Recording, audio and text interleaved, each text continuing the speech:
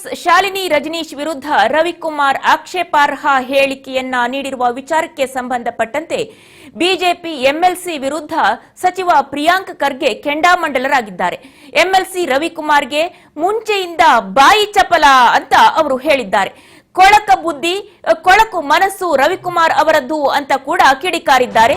ರವಿಕುಮಾರ್ ನಿಮ್ಮಾನ್ಸ್ನಲ್ಲಿ ಇರಬೇಕಾದ ವ್ಯಕ್ತಿ ಅಂತ ಹೇಳಿ ಅವರು ಹೇಳಿಕೆಯನ್ನ ನೀಡಿರುವಂತದ್ದು.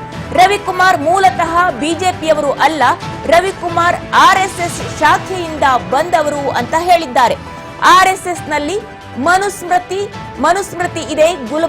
ಕಲಬುರಗಿಗೆ ಬಂದು ಬಾಯಿಗೆ ಬಂದ ಹಾಗೆ ಮಾತನಾಡಿದ್ದಾರೆ.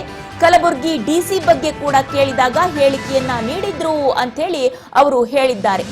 ಕೋರ್ಟ್ ಚೀಮಾರಿ ಹಾಕ್ತು, ಕ್ಷಮೆ ಕೇಳಿ ಬನ್ನಿ ಅಂತ ಕೂಡ ಹೇಳ್ತು.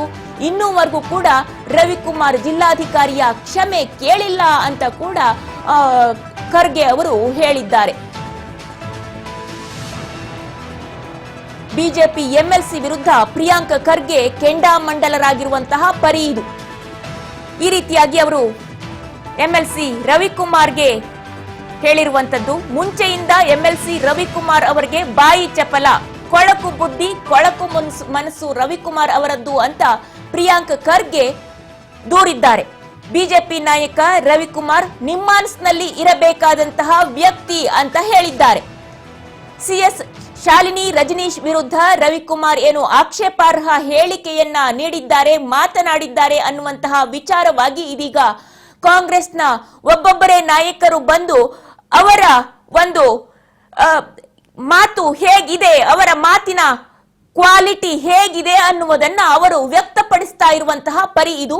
ಇದೀಗ ಪ್ರಿಯಾಂಕ್ ಖರ್ಗೆ ಹೇಳಿರುವಂತಹ ಮಾತುಗಳು ಇವೆಲ್ಲವೂ ಕೂಡ ಬಿಜೆಪಿ ಎಂಎಲ್ಸಿ ವಿರುದ್ಧವಾಗಿ, ರವಿಕುಮಾರ್ ವಿರುದ್ಧವಾಗಿ ಕೆಂಡಾಮಂಡಲರಾಗಿ ಮಾತನಾಡಿದ್ದಾರೆ.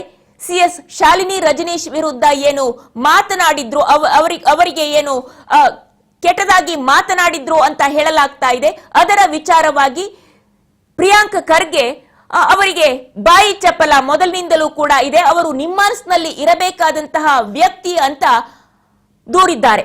ಹಾಗೆ ಎಂಎಲ್ಸಿ ರವಿಕುಮಾರ್ಗೆ ಮುಂಚೆಯಿಂದ ಕೂಡ ಬಾಯಿ ಚಪಲ ಅಂತ ಹೇಳಿದ್ದಾರೆ. ಕೊಳಕು ಬುದ್ಧಿ ಕೊಳಕು ಮನಸ್ಸು ರವಿಕುಮಾರ್ ಅವರದ್ದು ಅಂತ ಹೇಳಿದ್ದಾರೆ. ಅದನ್ನ ಪ್ರಿಯಾಂಕ್ ಖರ್ಗೆ ಅವರು ಏನ್ ಹೇಳಿದ್ದಾರೆ ಅವರ ಬಾಯಲ್ಲೇ ಕೇಳೋಣ. ಅವರ ಯಾವ ರೀತಿಯಲ್ಲಿ ಮಾತನಾಡಿದ್ದಾರೆ ಅನ್ನೋದನ್ನ ಕೂಡ ತಿಳಿದುಕೊಳ್ಳೋಣ.